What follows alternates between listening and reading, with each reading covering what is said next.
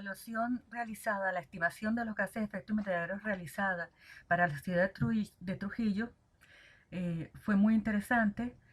Contamos con un equipo en el cual alrededor de un 30% provenía de esa zona, por lo tanto pues, estaban muy interesados y eso nos ayuda a nosotros a conseguir en buena medida la información de la zona. Los integrantes del equipo fueron Ángela Henao como coordinadora, pero también estaban Carlos Espinosa, Jorge Rodríguez, José Gregorio Rosales, Carolina Valera, Yajairo Olivo, Lenis Prado, Mariela Chacón y Lorenzo Vázquez.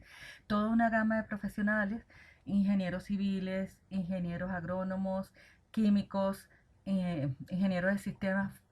Fue sumamente variado el grupo. Hicimos una revisión exhaustiva de la información existente contando con la ayuda de la misma gente de Trujillo.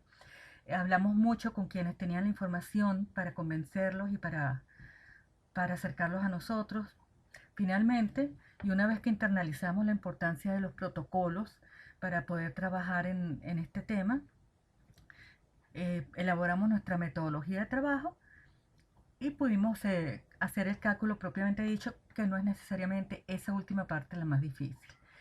Que sí es importante, es sumamente importante, porque la causa del crecimiento de los gases de efecto invernadero somos nosotros, el ser humano, y solo hay una forma de cambiar eso, y es cambiando nuestros hábitos, nuestras malas costumbres y aprender a vivir armoniosamente con la naturaleza. Cada vez que nosotros percibamos que están pasando eventos meteorológicos que no son muy frecuentes, que no son lo normal, recordemos que probablemente somos los culpables de que eso esté pasando y que deberíamos hacer algo al respecto. Y más aún cuando Venezuela firmó un documento en el cual se comprometía a reducir en un 20% su producción de gases de efecto invernadero. En función del inventario de gases de efecto invernadero, siguiendo el protocolo del IPCC, encontramos que en la ciudad de Trujillo se producen 83.567 toneladas de CO2 equivalente para el año 2013. Se produjeron para el año 2013, que fue el año tomado como base. Y hay que recordar que ese valor representa un hito, en el sentido de que es nuestro punto de línea base. De ahí en adelante deberían obtenerse nuevos resultados para ver la variación del mismo, pero se tiene un punto. Además, en función de ese valor, se encontró que la producción de gases de efecto invernadero por persona es de 1.6 toneladas por habitante al año. Un valor relativamente bajo, pero también hay que recordar el nivel económico, que es mucho más bajo también comparado con muchas otras ciudades de la ciudad de Trujillo. Con respecto a cómo se distribuyen la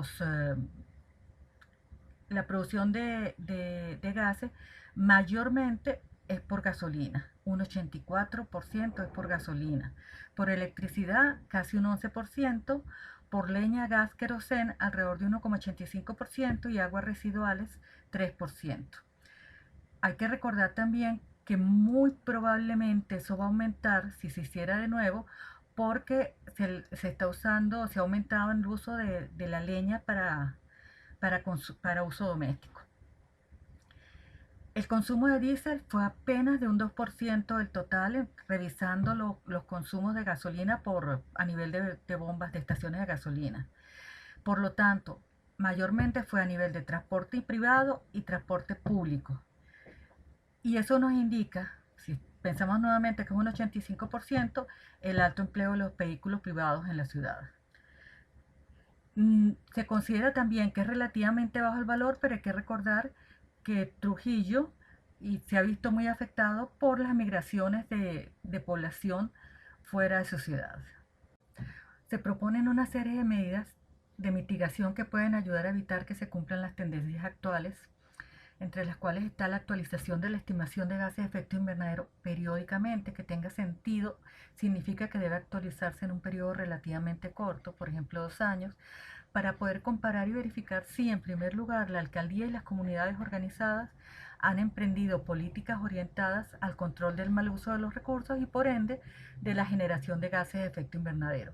Y, en segundo lugar, de existir esas políticas, cuál y en qué grado ha sido el avance. En cualquiera de los casos son las comunidades y la misma alcaldía quienes fijan la ruta de cambio.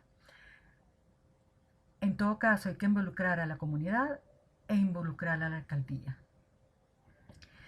Sin uno ni otro los resultados van a ser marginales. Hay que diseñar e implementar estrategias de comunicación y educación en cambio climático, informar, formar y difundir en el área de cambio climático, incorporar el enfoque de cambio climático en la estrategia regional y municipal de desarrollo.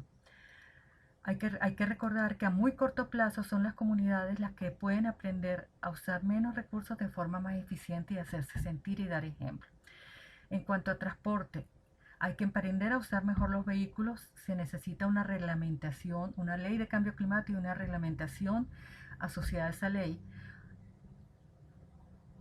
Pero no porque no debemos pensar que ha habido una reducción a corto plazo en la generación de gases de efecto climático por el transporte, porque es algo muy particular por la ocurrencia del coronavirus. Tenemos que pensar a mediano y largo plazo, y mediano y largo plazo implica ley de cambio, reglamento de la ley de cambio, aprender a usar mejor los vehículos y qué vehículos usar.